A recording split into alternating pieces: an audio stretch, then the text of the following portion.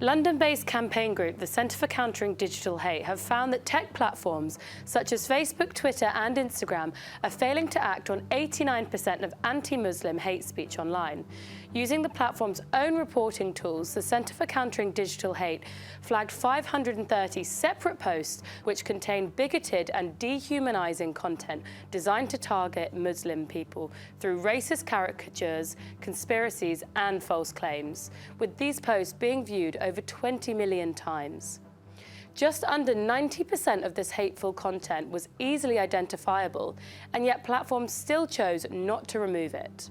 The 2019 terror attack of 2 mosques in Christchurch, New Zealand, claimed the lives of 51 people.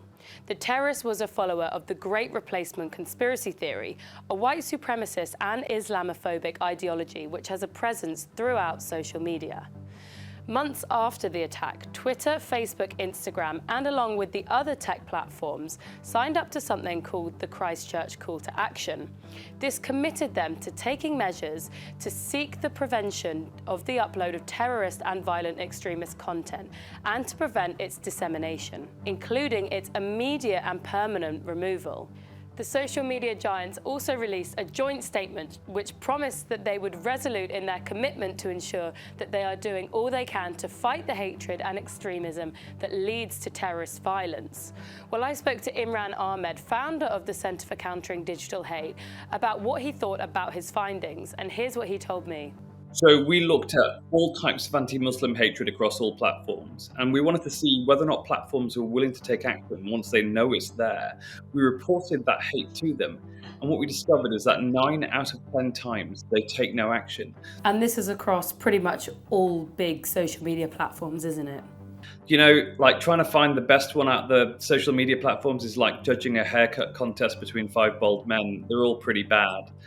And the reality is that social media platforms have simply not followed through on their promises to take action against anti-Muslim hatred and conspiracy theories, as they promised to do in the wake of the Christchurch massacre.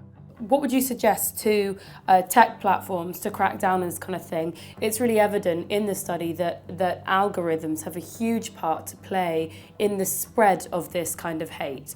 I think what platforms could do is actually respond when people ask for help and identify hateful content.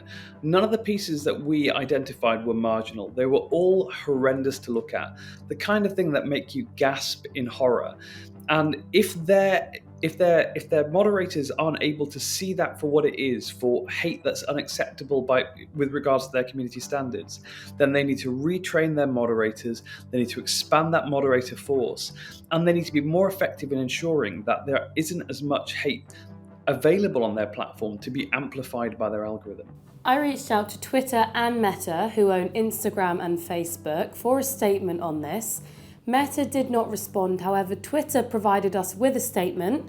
They said that they're committed to combating abuse motivated by hatred, prejudice or intolerance, as outlined in their hateful conduct policy. They said they do not tolerate the abuse or harassment of people based on their religion. Today, they also said that 65% of this kind of content is surfaced by their automated systems, further reducing the burden on individuals to report abuse. They also went on to say that while they have made recent strides in giving people greater control to manage their safety, they know that there's still work to be done.